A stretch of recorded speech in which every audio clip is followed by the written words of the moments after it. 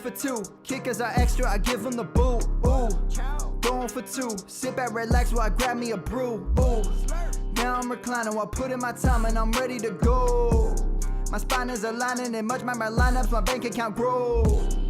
I am so rich, but knowledge is all that I'm leaving it with. Ooh, listen to this. Multiple options, how far can I get? Ooh, DFS Dynasty redraft tonight, I'm not finishing last.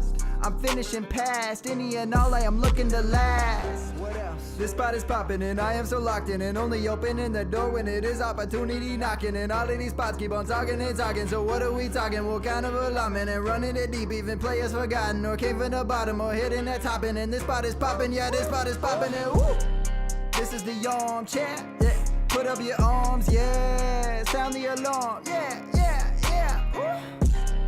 This is the armchair, yeah. Put up your arms, yeah. Sound the alarm, yeah, yeah, yeah. Woo. What is going on, guys? Welcome to episode 208 of the Armchair Fantasy Show. I am your host, of course, Jeff Lambert. You can follow me on Twitter at JeffLambert77. We are live every Wednesday night on the Going for Two Live podcast network on Facebook Live, Twitter, YouTube, and Twitch. Syndicated at all major podcast networks and streaming in the Going for Two app for iOS and Android. I'm here with my co-host, as always, Mr. Ryan Searfoss. Make sure to follow him at Foss534. What's up, Ryan? Oh, man. Not much. Enjoying football camp and everything. Started dropping my rankings this week, which has gone really well. CD Lamb top 5. And yeah, other than that, awesome. Yeah, you kind of snuck that in there, CD Lamb top 5. You had an interesting thread on Twitter today with some people that didn't agree with you. Yeah, well, each their own, but I believe what I believe on that. Good stuff. All right, also joining us tonight for the first time, which is surprising because I've known this guy for quite a while, Dave Kluge of Fantasy Pros, also of FootballGuys.com. You can follow him at Dave Kluge, Kluge. What's up, Dave? Yeah, not too much. Thanks a lot for having me on. You hit it on the head. That's what I was shocked. Like when we lined the show up, I was like, how have Jeff and I never done a show together? You and I have been talking pretty consistently for almost like a year now. Yeah. So glad I'm finally getting the chance to come on here, and thanks a lot for having me, man. Definitely. Good stuff. So for those that don't know who you are, kind of give us a rundown what you do at Fantasy Pros, what you do at Football Guys, and just what you do in general in the fantasy space. Yeah, well, over at Fantasy Pros, I just got put on as one of their experts, so you can find all of my rankings there in their expert consensus rankings, which is pretty exciting. And then over at Football Guys, that's where I'm putting the majority of my energy. I just got off the mailbag show where Troy King and I do that every Wednesday night. And then on Tuesday afternoons, you can find me doing 2-point stance with Lauren Carpenter. I'm also writing articles for them, doing rankings for them, working in their advertising department. And then I've got a couple of solo things that I do as well. On Thursdays, I've got the Launchpad, where I bring on 2 guests every single week, just to kind of help people get a little bit more exposure to some new audiences. And then, of course, on Fridays, I've got our Friday show with Steffi Smalls. We've got Sigmund Bloom coming on this Friday, which nice. will be a pretty fun guest to have. He's so smart. Yeah, nice. I like that. That's a good lineup right there for sure. I didn't know you were on with Steffi Smalls too. I didn't realize y'all have a full show together. Yeah, we've been doing this for a few months now. We have had some awesome guests on there, man. We had Scott Fish was one of the first big guests we had. We've had Matthew Berry. We've had Mike Florio. Nice. Jake Seeley. You know, it's been fun. We've been able to land some pretty big guests. We've got Sigmund Bloom coming up, Jamie Eisenberg, Adam Rank. It's a really fun show. It's not really a football show. It's more of a just like get to know the guest type of show. But it's been a good time. Awesome, good stuff. All right, so we got a jam-packed show tonight, guys. We're going to be doing some camp storylines, but before we do that, let's get to the news and notes. News and notes from around the league. News and notes is always brought to you by the Dynasty Trade Calculator. Everybody hates a bad trade offer, right? No one wants to be that guy. Never make a bad trade offer again with the Dynasty Trade Calculator. Visit goingfor2.com/DTC to sign up for $15 a year. That's right. All you got to do is go to goingfor2.com/DTC. Get the best trade calculator on the market for only $15 a year. Stop guessing. Start calculating. All right, Ryan, I'm going to go to you first on this one. It kind of came across the wire that Tua threw 5 interceptions a couple camps ago, and they came out today and said that they were prioritizing downfield passing game, which basically they're trying to be really aggressive in camp here. If you're a Tua owner, what are your thoughts on this? Are you excited about this, or what are your thoughts? Yeah, I absolutely love it. Like, I'm just hitting the five interception thing quick. It's been just beat to death. It's not a big deal. Camp is for learning what a young quarterback wants to do, which means they push it, they force some balls they wouldn't in normal situations. That's what Tua's doing. We saw Mahomes back his rookie year having a 7 interception game. Not a comparison between the two, but it's them stressing what that quarterback's capable of with all brand new weapons. And I know the Dolphins are coach speak central, but them prioritizing this downfield passing game makes sense. Their moves in the offseason show that. They got Will Fuller, top tier deep. They got Jalen Waddle, who also is as explosive as they come. They want to stretch the field out. They have Gesicki, who's a tight end who can stretch the field. Their running back is a receiving back. It all makes sense where they're telling the truth, and I believe that. I love it for Tua. Yeah, I was going to go to Dave on that, on the ancillary pieces there with with Will Fuller being there and Waddle being drafted and all that. Are you excited for this prospect with them throwing the ball down the field more if you own one of those guys? Not especially, because we haven't really seen that part of Tua's game yet. So it's not something that I really, when they went out and got Will Fuller, I thought it was a really head-scratching move because Tua didn't push the ball down the field last year. He was, had one of the shortest depths of target in the entire league, and then they go out and get this guy Will Fuller, who's primarily a downfield threat. So I didn't really understand it all that much. One other thing I want to mention, and this was Troy King told me this because obviously that. Like Ryan just said, that Tua's story was kind of just beat to death with 5 interceptions. And Troy made it very, very clear to me that it was a rainy, sloppy day and that they were trying out some new plays. So I feel like it would be remiss not to stick up for my boy Troy there by plugging the reason that Tua threw these. But I'd be shocked to see if they just completely change up their game plan. They've got Myles Gaskin, who's pretty solid catching the ball out of the backfield. Them drafting Jalen Waddle, he's a guy that's going to pick up the yards after the catch and not really get down the field too much. So I think that Will Fuller is going to have a pretty down year comparatively to what we've seen in the past. And I think that he's more going to be a decoy just to stretch the field and open up those underneath routes a little bit. Yeah, I tend to agree because I don't know if they're going to change their entire philosophy in 1 year. I do think they're trying to push the limits in camp just to see what he's capable of and trying to see what this offense it can do. But I do think that they'll stick to their guns and stay pretty conservative. They'll probably open up a little bit more, but I can't see them suddenly turning into the Chiefs and just throwing the ball all over the field. I just don't see that happening. Speaking of the Chiefs, they came out and said that, one of their beat reporters came out and said that they wouldn't be surprised if the Chiefs use more 2 tight end sets. Obviously, they weren't very impressed with Mecole Hardman's first couple of years. So they traded up and drafted Noah Gray, who's been showing out in camp pretty well. Are you excited about this prospect, Ryan, that in this Chiefs offense with these receivers all over the field? Are you excited about 2 tight ends in this offense now? No. The Chiefs' offense is the Chiefs' offense. It runs through Tyreek Hill and Travis Kelce. Every other receiving threat is kind of, if we're playing best ball, that's where they live at. The 2 tight end set thing excites me for one person only, and that's Clyde Edwards-Helaire. That means they plan on running the ball a little bit more. Their defense is improved. Their offensive line has some maulers on it, like Orlando Brown, who dominates in the rush game. They improved that, so I think they're going to see 2 tight end sets in those situations, maybe down in the red zone. But I don't think fantasy-wise, other than the running game, it helps anybody or hurts anybody. Yeah, fair point. What about you, Dave? What are your thoughts on this 2 tight end set, new-look Chiefs offense? You think it's actually going to come to fruition? Absolutely not. No, I'm not getting excited about a 5th-round rookie tight end playing behind Travis Kelce. Travis Kelce led all tight ends in targets last year, and I think that he has a firm grasp on that, and he's probably going to lead tight ends in targets again this year. We've seen it historically that rookie tight ends just do not do anything in the NFL. If you want to look for a rookie tight end that put up 900 or more yards, you have to go all the way back to 1961. The last guy to do it was Mike Ditka. So, no, I don't think that some guy behind one of the best tight ends in NFL history that was drafted in the 5th round as a rookie is going to be heavily involved at all. But, hey, it's June, and you got to make some stories. Yeah, exactly. So Mike Hicks is on Twitter, and he's a Chiefs fan. He's a going for 2 guy, and he just said anything excites me more than Hardman as a wide receiver 2. Which I guess if you're looking at it from that perspective, you can't get much worse because he hasn't been really great at all. I think he's kind of he's been sort of the forgotten man there. Yeah. Shout out Mike Hicks, by the way, first show I ever did was with Mike Hicks. I had never done a podcast before until he invited me on his about a year ago. So nice. I gotta thank him for helping me break into the industry. Good stuff. All right, and let's see. The next one, go from one tight end to another tight end. We're going to go to the Seattle Seahawks here, who just got they got Gerald Everett out of free agency. And the notes out of there are coming that he's a real threat in the passing game. The Seahawks aren't known for their tight ends, really, other than that 1 year with Jimmy Graham. Are you excited about Everett in Seattle, Ryan? So I somehow missed that move, and this is kind of on the spot thing, and I'm weirdly like it. I was a Gerald Everett person coming out. I thought he had a nice athletic profile.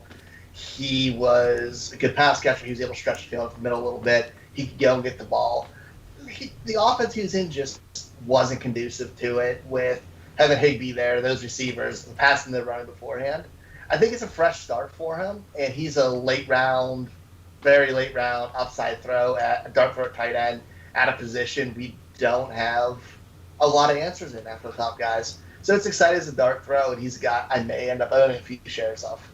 Yeah, good call. What about you, Dave? You excited about Gerald Everett in Seattle?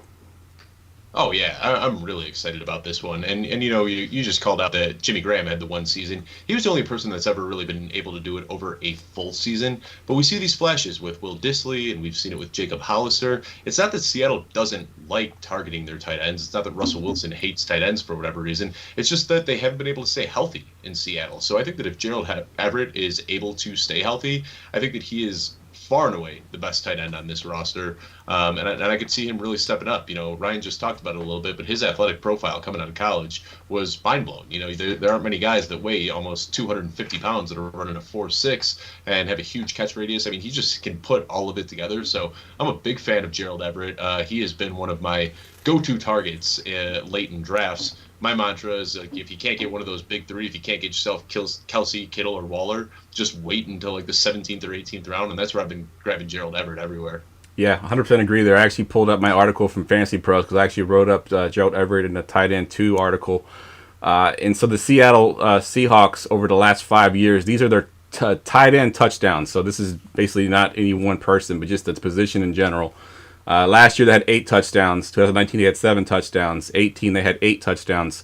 2017 they had 15. That was the Jimmy Graham year. 2016 they had 8 touchdowns. So if they can get a tight end that stays healthy, the touchdowns are there for the tight ends. They look for them in the red zone. So if you can get one tight end to get those touchdowns, obviously that's a great thing. I think last year only 3 tight ends had more than 7 touchdowns last year. I think Tanyan, Waller, and of course I believe Kelsey had 11. So I think it'd be a big move for him. Just staying healthy is his biggest thing. He had a hard time staying healthy with LA. So if he can stay healthy with Seattle, I think he can be a big thing. 40 yards and a touchdown to tight end 1 week. Yeah, exactly. Yep. That's all you need. Get 7 touchdowns on a year, and you're probably in the tight end 1 category for sure. All right, before we get to our camp storylines, I wanted to just mention one more time that we have our No Kickers t-shirt is on promo right now. If you go to goingfor2.com/GF2 store, all proceeds from our No Kickers t-shirts goes to Toys for Tots in honor of the Scott Fish Bowl. So please go to goingfor2.com/GF2, the number 2 store, and get your No Kickers t-shirt today. All right, so what we're going to do today is a little bit different. We're a little bit different format today. We're going to have camp storylines, which there are a ton of camp storylines that we can pull up here. But to make it interesting, we're going to do it in a mock draft format. We'll go around robin, and you get to draft your storyline, and then we'll talk about that storyline. So hopefully we get some of the top ones here. And since you're the guest, Dave, I'm going to go to you first. So what is the 101 in a camp storyline you want to talk about? All right, let's do it. As I'm sure you guys are aware, I am a Bears fan, so I want to talk about not Justin Fields, which is another great storyline, but I want to talk about this. Adam Johns with the Athletic yesterday said that the Bears organization is expecting David Montgomery to surpass all of his rushing numbers from last year.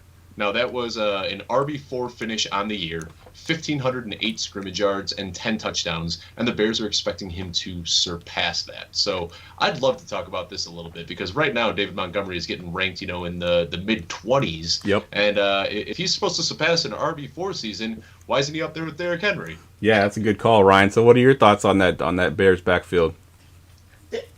I've been a proponent of David Montgomery. I like the idea of him being there. No matter who's the quarterback, he protects them.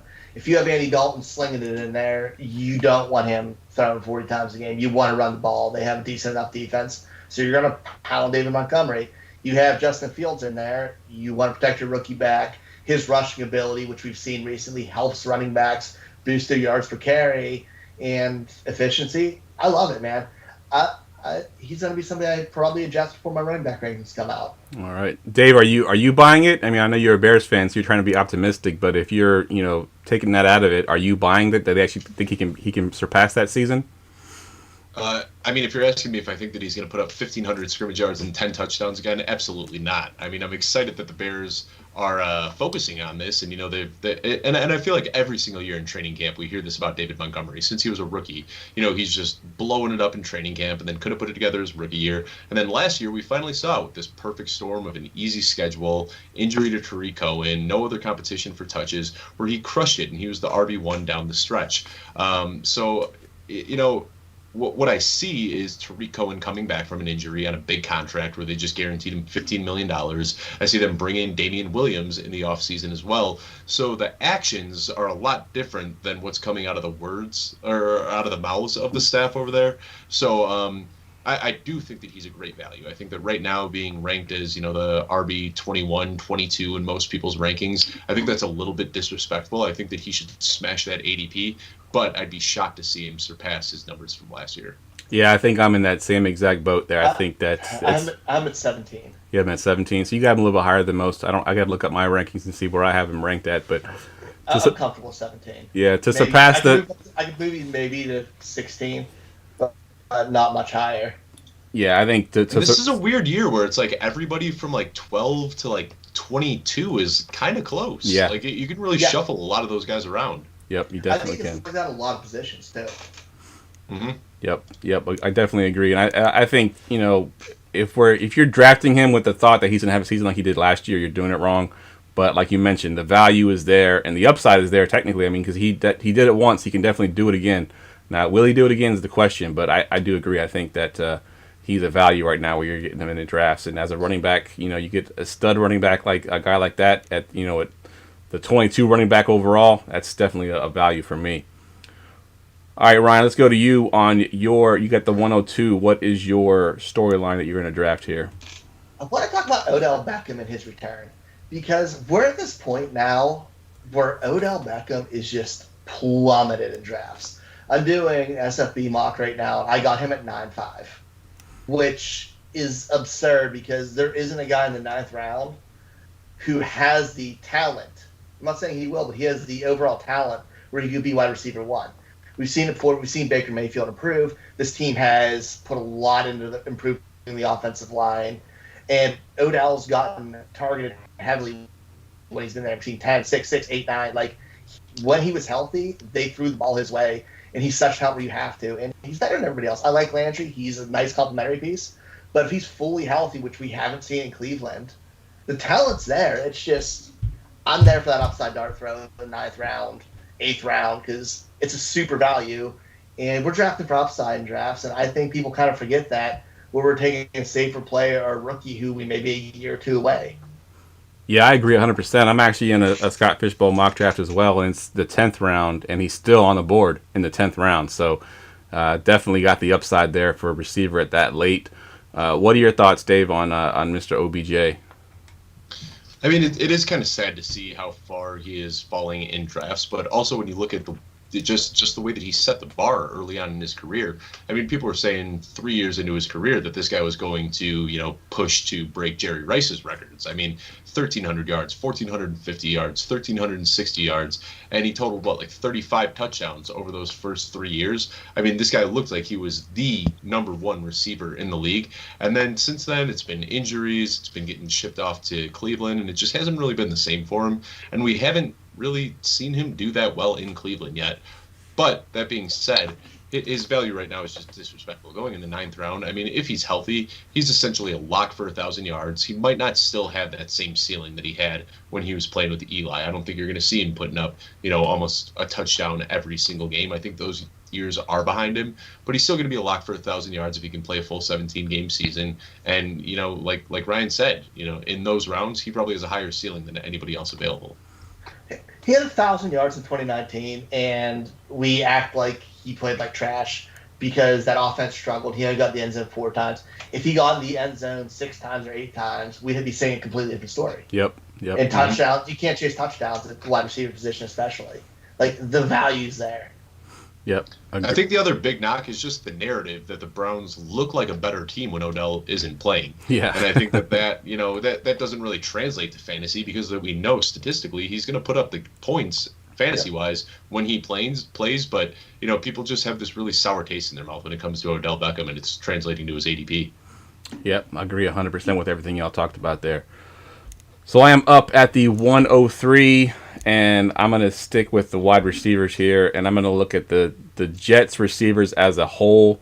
I expected Mr. Crowder to be cut. He didn't. He got restructured, so he is staying there. It looks like Denzel Mims might be the odd man out. Elijah Moore's lighting things up there. Ryan, I want to get your thoughts on this Jets receiving core, and what are you doing with these guys? Like, how are you ranking these guys? I don't know why you keep trying to make me sad about Denzel Mims. I was all in on him a few months ago. Man, they're tough. Like, I'm going to knock Crowder out of Wards right off the bat because while he restructured, he's a depth piece now. And I believe we're going to see Elijah Moore in that role in the slot. And what that means to see it should see a lot of volume out of there. How he's shown the ability to get open, make these spectacular catches. It makes sense for him to be their top guy. I think Perryman's job is going to be there. Not Perryman, goddamn. Keelan Cole. Keelan Cole's there too. Yeah, Keelan.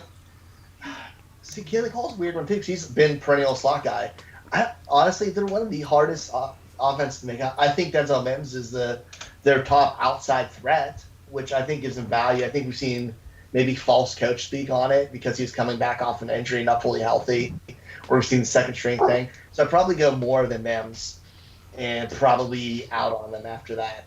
Yeah. It's kind of like it's a crapshoot there because we know nothing. Yeah, they have new coaching staff, new quarterback. I mean, I'm staying away from a lot of it. I like Michael Carter, but I'm really staying away this year in redraft. Dynasty, I'm gonna take some swings at those guys, but I'm not comfortable with it. Yeah, it's definitely hard to figure out. I mean, you got new quarterback, you got new running back, you got new starting receivers, you got new coaching staff. I mean, you got new all across the board there. It's hard to figure out what's going to happen there. What are your thoughts? That's not great for fantasy. Yeah, definitely not great for fantasy for sure. Unless you're a risk taker and you want to take that shot in the dark there. I think Elijah Moore is the one I'm taking a shot on. If I can buy Denzel Mims cheap off of an owner that's kind of scared of this, I'm gonna go out and get him too. I do think I believe in his talent. I think he can be a good receiver over time.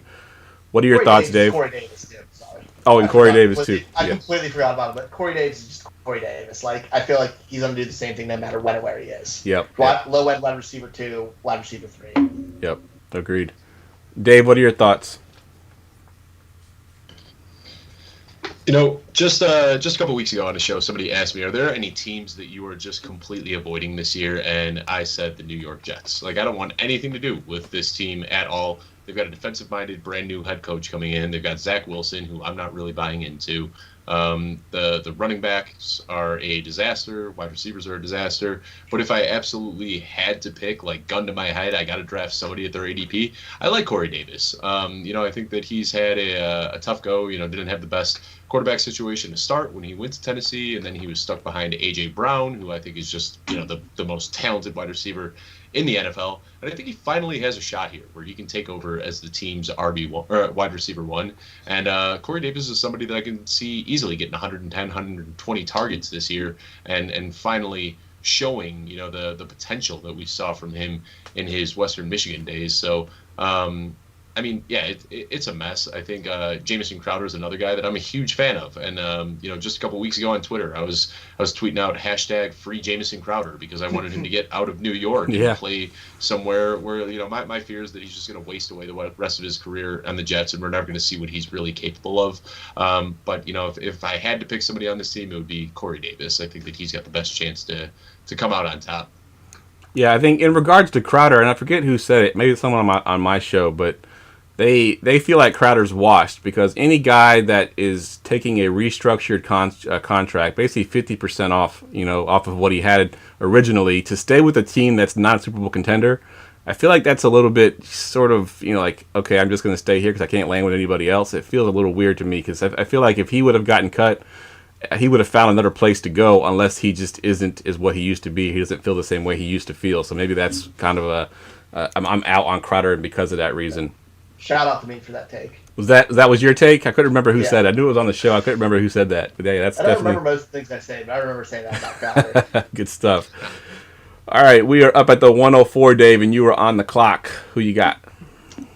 Man, I feel like this has been talked about so much already, but I'd love to get you guys' take on Aaron Rodgers and what is going on with Aaron Rodgers, because he hasn't shown up to minicamp now, but we've also got a beat reporter saying that he thinks that things are just going to move on and everything's going to be okay by the time the season starts. And we've got this Packers beat reporter saying that he still expects Aaron Rodgers to be the Week 1 starter. So, personally, as a Bears fan, as somebody who is very plugged into the NFC North, it seems like Aaron Rodgers is just kind of a prima donna. We've seen this in the past, maybe not to this extent, but I kind of agree with this beat reporter. I think that Aaron Rodgers is going to throw a fit, but I think that he is going to end up showing up Week 1 and throw for, nearly 5,000 yards and sniffing MVP yet again. And that's kind of what I expect. So I'd love to get your takes on it. Yeah, so I'll go first on this one. My wife's a Packers fan, and she's like really hoping that Rodgers comes back because she knows if he doesn't, that they're not going to be very good. But I tend to agree. I do think he'll be there Week 1. I don't know the scenario and how it's going to get there. Whether they're going to appease him or do something to kind of trade Jordan Love, whatever it is that they're going to do to get him. I do think he starts Week 1, and it's more about where would he go. I mean, I think most people now have had their quarterback in place. I know the Broncos is the one that's talked about quite a bit. But they did go out and get Teddy Bridgewater. That if they get Rodgers, it basically kind of eliminates that whole move. So that's the one spot that I think. I mean, obviously, anybody who wants Aaron Rodgers, if you can get Aaron Rodgers, you go out and get him. But a lot of teams right now have already kind of solidified their starter. And I think Week 1, I think Aaron Rodgers is under center for the Packers. What's your thoughts, Ryan? I don't think it's Week 1. I think Aaron Rodgers holds out till Week 4 or 5. He's a stubborn dude. He is. We've heard nothing other Aaron Rodgers' career about this chip on his shoulder from when he got drafted to everybody saying he's watching him winning MVP to locking his family out of his life. This is a stubborn dude who doesn't want to lose this kind of confrontation. And I can see it lasting a lot longer than we want to see it. And there's the fact he's sitting on a net worth of $110 million and just chilling. If he sits out and loses some money, oh, well, I'm still rich. Yeah. I'm really curious about it, but I'm fading him a little bit right now because fantasy-wise, because I don't want to get burnt by this. I'm unfortunately fading Adams a little bit because of this. He goes from a top 3 receiver to me to right around the edge of the top 12, maybe outside of it a little bit, looking in, just to kind of protect myself. So I'm going to be super cautious about this situation. But I'm not as optimistic as you guys. Okay, fair enough. No, my thinking is that, he's 37 years old and he's only got 1 ring. And I think that if he were to retire today, which I don't think is going to happen, I don't think that he'd really be remembered for being that great of a quarterback. I feel like in order to really solidify yourselves as one of the all-time greats, you need multiple rings. Say what you want about it, but that's just how the casual fan looks at football. So I'd be shocked to see him walk away from a team that has Aaron Jones and Devontae Adams in their prime and has a chance to contend for a Super Bowl. I think that he's going to try to come back just because I'd be shocked to see him retire without, going for another Super Bowl. Yeah. I'm just having serious flashbacks of the Lev Bell situation.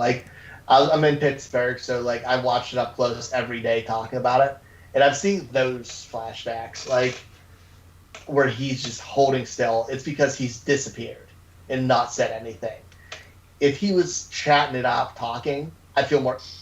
He was like out there just BSing them and talking trash about the whole situation. I'd feel more comfortable about him leaving. Yeah. It's the fact that it's complete silence. Yep. Is what scares me.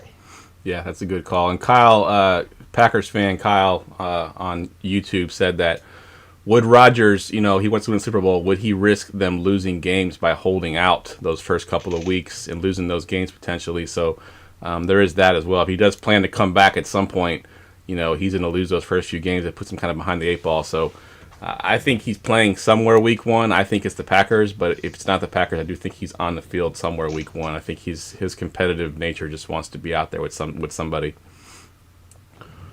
All right, we are up at the 105, Ryan. It is your turn. I kind of want to talk about this Raiders offense and this just pure hatred we're seeing towards Josh Jacobs right now. Like, he's a guy who has just plummeted lately in everybody's views. He went from a first-round pick last year to, like, going ADP running back 19, 20. And I think we're seeing a little bit of overcorrection. Because if you look at this offense and their pieces they have, they lost a lot of their offensive line. They lost 3 starters on the offensive line, which kind of takes Henry Ruggs out of the picture as that team because you're not throwing the ball deep if you don't have a line, you don't have time. Fine with the other 2 receivers, but you don't have time passing the ball. You have to dump the ball off to your running backs and Darren Waller. And I know we haven't seen Josh Jacobs catch a lot of passes yet, and this is this narrative we've seen, but in college, Josh Jacobs was a pass catcher. Like, he got drafted as high as he did because he was phenomenal in the passing game. He was able to run wheel routes and do different things like that and produce. Just because we haven't seen it in this offense yet doesn't mean it's not going to happen. And Kenyon Drake there is just a backup policy. Like, we're not seeing Josh Jacobs at 65% of the carries, and that's okay if he's involved in the passing game.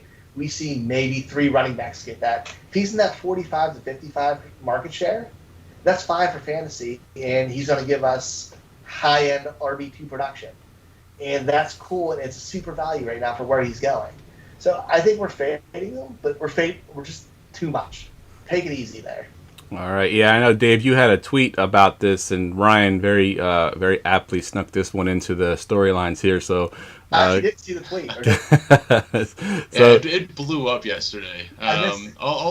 All I said, it was simple. I was just like, hey, guys, maybe we're a little bit too low on Josh Jacobs. This is a 23-year-old first-round pick that's going to get goal line work, and it just kind of blew up. And then, for my one tweet, I think there were about 20, Josh Jacobs sucks tweets that came immediately after that. Yeah, it's funny how that happens sometimes. It makes me glad. I feel better about that. I had no idea you tweeted that yesterday. Yeah. Yeah, and it's just that, I think that there's definitely a slight knock with Kenyon Drake coming there, but all we've seen Josh Jacobs do is put up RB1 numbers. So if this just pushes him from a middling RB1 to a low-end RB1 or a high-end RB2, that's fine, but why are we treating him like he's an RB3 now and drafting him behind Myles Gaskin and David Montgomery and these other guys, where I think the hate has just gone a little bit too far. I'm in the midst of a 20-man dynasty startup, which I don't recommend anybody ever does. It's miserable. But Josh Jacobs this is a 20-man, and he just dropped to the end of the 4th round in a 20-man league, which is crazy. Like, when you think about that, like, equivalently, like, that's like a late 5th round pick in a 12-man league, and it's just, I think the disrespect has gone a little bit too far. He's 23 years old. He's a first-round pick. Their offensive line might not be great, but they went out and they got Alex Leatherwood. They've got Richie Incognito coming back from injury, and I think that his floor is that of like a middling RB2, so I don't understand why he's getting drafted below that. Yeah, definitely. RB2's fine. Yeah, definitely. I agree there 100% with all those calls there, because I think Josh Jacobs, you're right, we've seen it. He's an RB1, he's been putting up RB1 numbers his entire career.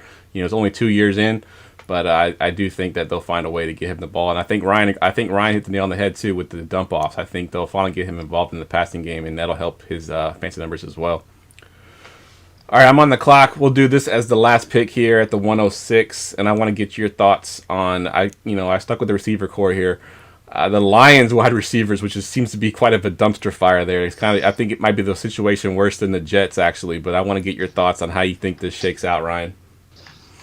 Man, I am stuck with what I said at the draft, and I'm sticking now. We know what Jared Goff is and where Jared Goff likes to go. Jared Goff loves the middle of the field. He loves slot receiver. We've seen that Cup for how many years now, and they just drafted one of the better big slot receivers, Alec Cooper Cup, in the draft, and Amon-Ra St. Brown. I like the matchup with those two. I think they're coming into this situation pretty fresh together. I think out of those receivers, with Perryman and Cephas, and other than T.J. Hawkinson, who I think is going to be volume crazy, I like Amon-Ra St. Brown, and he's really the only one I'm probably going to draft. Dave, what are your thoughts on this dumpster fire of receiving core? Man, like if you're looking just purely at the talent, I think I like Rashad Perriman because Rashad Perriman is just the most talented out of the bunch. But yeah, I mean Ryan just hit it on the head that that Jared Goff loves his slot receivers, and that's where Amon-Ra St. Brown is going to be playing. Now I'm just going to it's not stealing if I cite him, but Mike Taglieri tweeted something a while ago where he said there have been 35 wide receivers drafted in the 4th round of the NFL draft over the last 8 years, and not one of them has put up a top 50 wide receiver season their rookie year. Oof. So, I mean, Amon-Ra St. Brown, he's good, and he's in a decent situation, but there have been a lot of guys that have been in similar situations that haven't really been able to step up, so he's got a lot of history working against him if he wants to crack any sort of fantasy elements at all. Yeah, that's a lot of history to go against. I didn't see that tweet. That's a really good tweet because that's never happened before in 35 years. That's pretty amazing. So my thought is very similar to yours. I like Amon-Ra St. Brown as well. I would temper expectations his rookie season. I think long term, I think he definitely could end up being the guy there. Perryman's there, obviously. Quintez Cephas we haven't mentioned yet. He showed flashes last year. He had some issues getting on the field, but I think in the very first game of the year, he had like 11 or 12 targets. Granted, he only caught like 2 of them. But they did go to him quite a bit, so I think he's definitely interesting. He's probably the cheapest of the bunch. He doesn't have the big name value. But if I'm picking one of these guys that I have to own, it is Amon-Ra St. Brown for sure. I think long-term he'll be okay. And just because you're the top receiver on your team doesn't mean you're good in fantasy. Fair point. Like, he could be the Lions' #1 receiver and be wide receiver 63. Yep. Like, that's a legit possibility. Like, it doesn't. How did Nelson Aguilar finish last year? Nelson Aguilar was the Raiders' #1 receiver, and what did he finish at? Outside the top 50, I'm sure. Yep, he did. He had a couple big games here and there, but overall, I don't think he did great. That's a good call. I think the best receiver on this team is probably going to be Hawkinson and Swift out of the backfield. I mean, they're going to suck up a lot of targets there. The receivers will be ancillary, and I do think that Amon-Ra St. Brown of that group has the best long-term value. But yeah, I think Hawkinson and Swift, if you own one of those guys, be prepared to be peppered with targets pretty much the entire game because I think that's all they really have. Aguilar was wide receiver 34. Oh, higher than I thought. Yeah, but he scored 8 touchdowns. Oh. We're not going to see an 8-touchdown receiver in this offense. Good point. Yeah. All right, guys, take a quick commercial break. When we come back, we got some listener questions to tackle, so hang tight. Experience a new way to play daily fantasy sports and esports on Thrive Fantasy.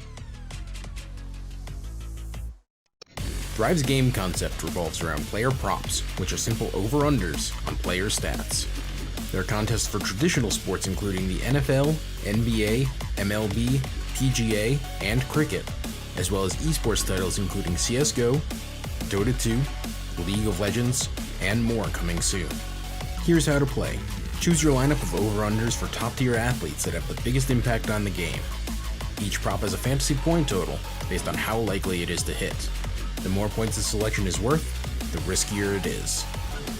Rack up the most points and win a share of the prize pool. Thrive is awarded over $2 million in cash, so come and prop up today.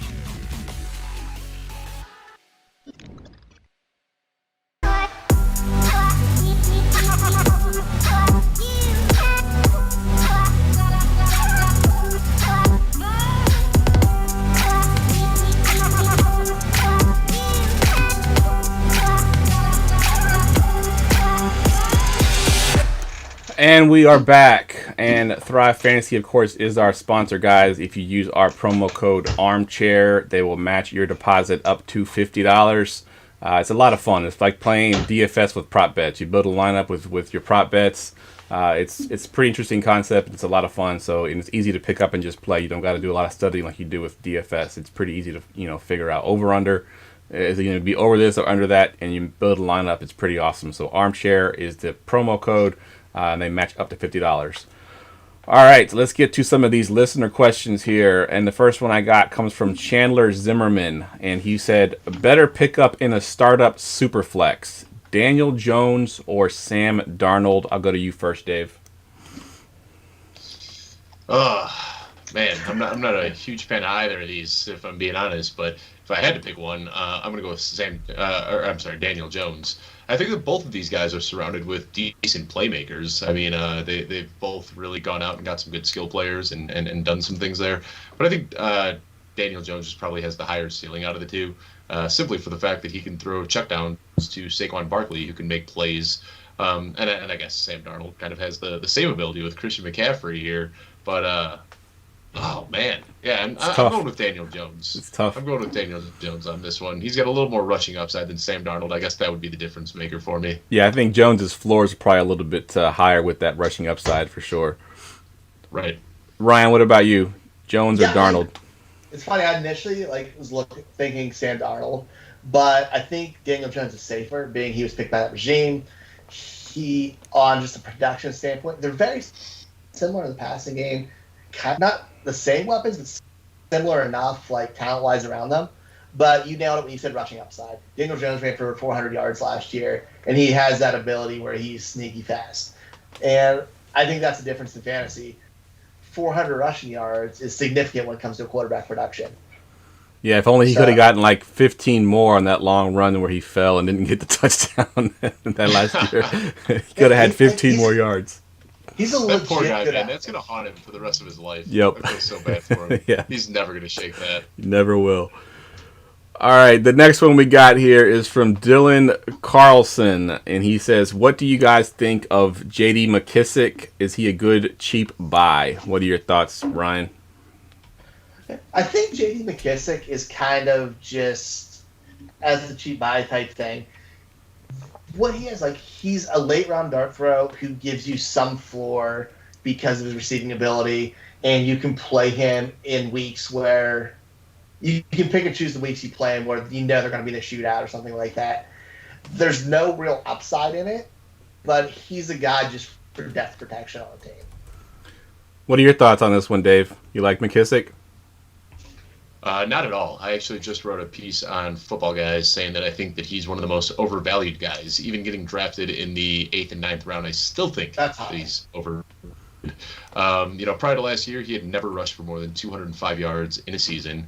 And what we saw in games that Alex Smith started, J.D. McKissick averaged 8.6 targets per game. And that was where 100% of, well, not 100%, but that's where almost all of his fantasy relevance came from. We know that Ryan Fitzpatrick isn't going to be checking down the same way that Alex Smith did. Instead of checking down, he's just going to close his eyes when somebody's hanging on his face mask and just chuck it downfield and try to make a play. That's what Ryan Fitzpatrick does, and that's why we all love him. I also expect Antonio Gibson to step up in the passing game this year as well. So McKissick, fool's gold as far as I'm concerned. I want nothing to do with him. Yeah, I think I'm with you on that one, Dave, because I just pulled it up to make sure I had the stat right before I said it. But only 2 running backs last year had over 100 targets, McKissick and Alvin Kamara, and McKissick actually had 3 more than Alvin Kamara. I just don't see that being a repeatable thing. I mean, before the bye, he was getting single-digit targets. He was getting 5, 4, 8, 6. After the bye, when Alex Smith was pretty much in there for the rest of the season, 14 targets, 15 targets, 10 targets, 10 targets. It was all Alex Smith. I think it was inflated by Alex Smith, and I don't think Fitzpatrick is a check-down quarterback. So I do think it's fool's gold, and I do think Gibson also picks up some of that passing game as well. I didn't know he was going all the way to the 9th round. He lets me. I don't own him. I just must have missed people drafting him. That's crazy. Yeah, that's a little too high.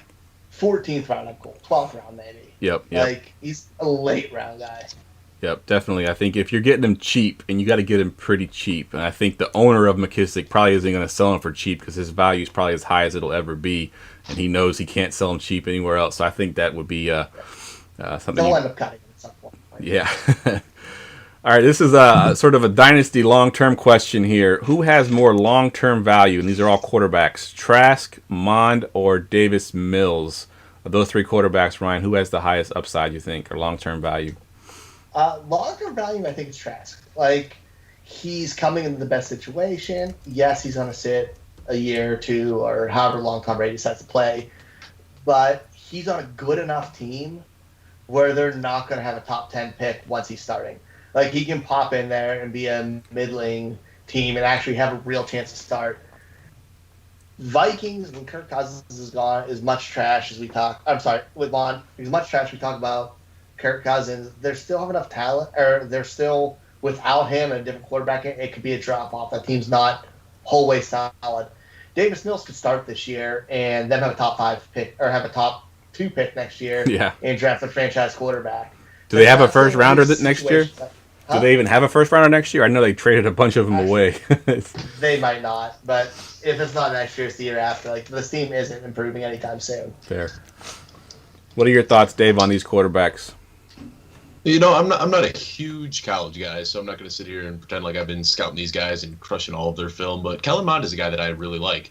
He's got a huge arm, and he slid a little bit in the draft. But, it seems like there's always this desire for veteran quarterbacks on the trade market. So Kirk Cousins still has 2 years left on his contract in Minnesota, but it wouldn't really shock me all that much if he gets moved before that contract ends. And then you've got Kellen Mond, and that just seems to be where the NFL is heading, where you get these mobile, big-arm quarterbacks that, can threaten to run the ball and then also just hit the big shots downfield. We see it with Lamar Jackson, Deshaun Watson, Kyler Murray, Josh Allen, the list goes on and on and on. And I think that Kellen Mond just kind of fits that mold for the new age of quarterbacks that we've been seeing lately. And then as far as fantasy goes, I'm not going to beat a dead horse here, but we all know about the Konami code and how much a rushing quarterback can do and, setting up a floor and a ceiling at the same time. So as far as fantasy goes, he's the guy that I'm most excited about. Yeah, I think I'm with you, too, because of that rushing upside as well. I'm like you. I don't watch much college football. And I scouted the quarterbacks, but I didn't scout these guys, so I'm not even going to pretend that I know anything about these guys. So I'm just going to defer to the two of you and just say, yeah, that's exactly what I believe as well. So let's just do that. This next one's a trade offer, and usually I don't pull the trade questions because they get kind of old after a while, but this one had a lot of comments, and there's a lot of back and forth in this one, so I wanted to get this one in. So this is a PPR single QB league, and it's A.J. Brown on one side of the trade for Joe Mixon and Robbie Anderson. Ryan, what are your thoughts on that trade? What side are you on? I'm going to assume it's dynasties we're talking about this time of year. But I'm going AJ Brown. When it comes to trades like this, I'm going with the most elite player who's young. Like, he's giving me long-term value. He has the wide receiver 1 upside, and he's 22, 23. Like, he's super young. Like, he is a franchise wide receiver. He's somebody you're not going to be able to get cheap ever. Joe Mixon, cool. Like, he may have a good season or 2 left in him. Who knows? But that fall off's going to be quick. He's getting older. Robbie Anderson's Robbie Anderson. Like, I don't want to start Robbie Anderson unless I have to in most cases. A.J. Brown's a pure stud. Take the stud in the trade. All right. Dave, are you on the same side of that trade? Yep, A.J. Brown, he's my dynasty wide receiver 1. The dude's just an absolute beast. Back-to-back years where he's finished number 2 in fantasy points per target. And Joe Mixon, I'm a huge fan of Joe Mixon, but he's 25 years old, and, he might have another 2-3 years left in the tank. That's great, but A.J. Brown is the guy that can be the cornerstone of your dynasty team for as long as you're in that dynasty league, and he's just an absolute stud. I think that he is Julio Jones reincarnate. So, A.J. Brown for me. All right, good stuff. So this next one's a 3-part question, and this one might be hard to do off the spot because it is kind of tough to think about some of these guys. But who is your James Robinson, Antonio Gibson, and Myles Gaskins for the 21 season? So basically, James Robinson's the undrafted guy that kind of came out of nowhere, which rarely happens, so it's going to be tough to pick a guy there. Antonio Gibson is a guy that didn't have a ton of college work whatsoever, and he came in and he was pretty good. And Myles Gaskins was the guy that was kind of forgotten about on the depth chart and sort of rose to prominence with the Dolphins. So, Ryan, I'll go to you first. Just pick one of those three if you can come up with one running back that kind of fits one of those molds. I don't know if it's really that mold, but one of the guys who I'm looking at is Kenneth Gainwell. He dropped a little in the draft. I know he had some people hype him up, like a few draft picks, but like his skill set is similar enough to Miles Sanders, who's had a little bit of an injury history, where if he gets that opportunity, he has the talent. He's a well-rounded running back. He can, if he's there and he's starting, he can have that role. Like, he's a high-end handcuff right now, and that opportunity could be great for fantasy. I think you can see that kind of blow-up situation with a guy who's been somewhat inconsistent due to injuries, even though I love Miles Sanders. I like it. Dave, who you got? It's kind of a tough question. And first of all, I want to say that there is not going to be another James Robinson. Like, he was the outlier of all outliers. Yeah. Yep. And people are going nuts over Javian Hawkins right now. He's getting drafted in, the 13th, 14th round, but Yep. It's not going to happen. We don't see these guys get undrafted and take over as a team's RB1. It just doesn't happen.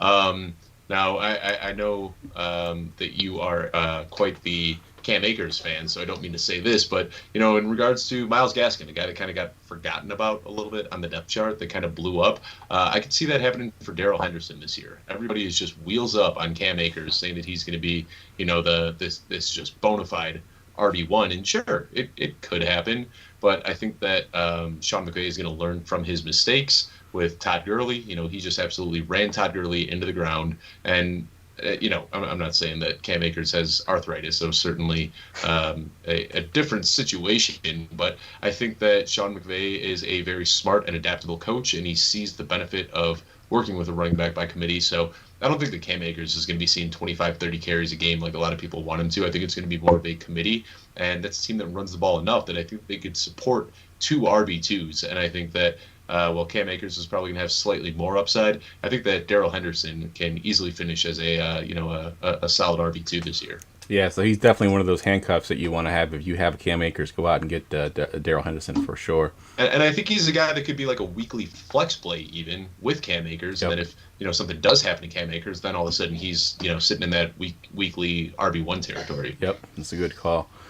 So the one that I chose probably won't be a surprise. I've mentioned this guy's name quite a bit on this podcast. I've written a couple articles about him as well. But Mr. Elijah Mitchell for the 49ers. I'm on record saying I wouldn't be surprised. It's not likely, but I wouldn't be surprised if Elijah Mitchell at the end of the year is the leading running back in fantasy points on the 49ers. I like Trey Sermon. I do think he'll be a good running back. But I think what Elijah Mitchell can bring to the table fits that offense so much better. As a one-cut runner, he's definitely got the speed. He's got 4.4 speed. If he gets the opportunity, now that's going to be the key there. I mean, we've had plenty of injuries on my team there. Raheem Mostert's always injured. Jeff Wilson's already injured. I think he's on the PUP list for the first 6 games. So if he gets that opportunity to start, or even just to get 40% of the snaps there, I love Elijah Mitchell, and I do think that he will be one of those Antonio Gibson kind of guys where he came out of nowhere and no one really saw him where he's coming from. So I like that Mitchell for the 49ers. I have one more guy I kind of want to add. He's second year, though, but it's DJ Dallas for Seattle. He was drafted last year. He is a well-rounded enough back where he's not spectacular, but we've seen Rashad Penny's been injured since he stepped into the league.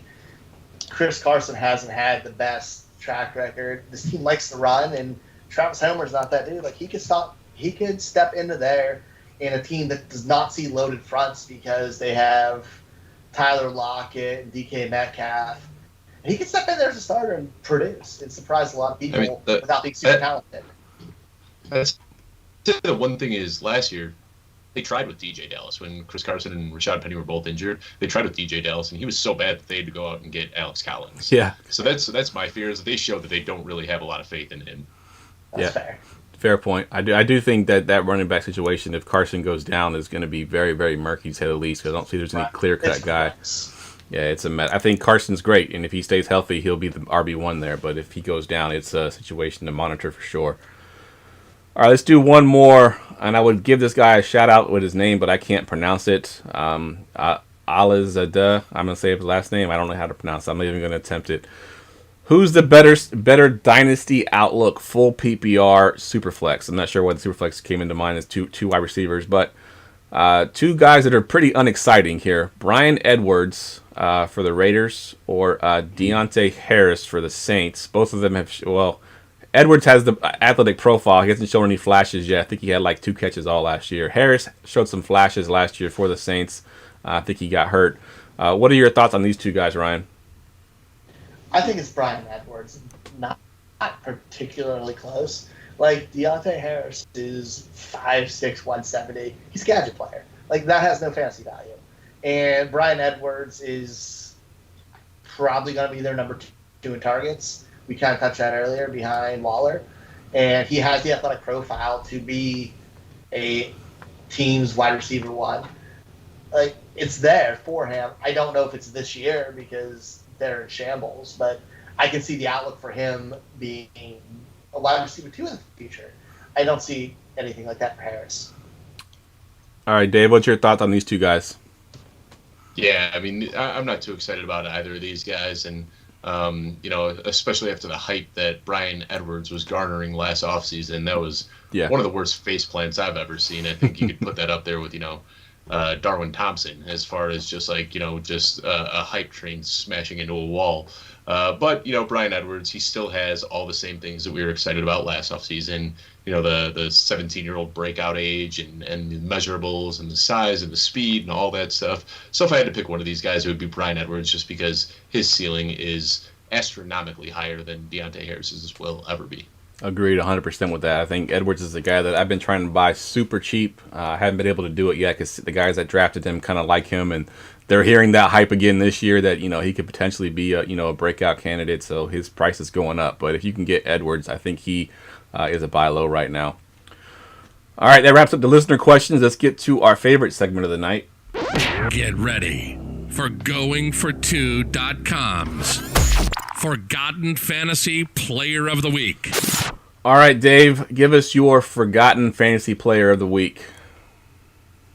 Man, I don't know if this guy is really that forgotten, but Stevie Johnson was a guy way back in the day that I think people forget how reliable he was. Yep. And I forgot how reliable he was. This man had 3 straight 1,000-yard seasons. Didn't do anything prior to that in his career. Didn't do anything after. But when he was matched up with Ryan Fitzpatrick from 2010, 2011, 2012, the man had 141 targets, 134 targets, 148 targets over those 3 seasons, and had 3 straight years with 1,000 yards.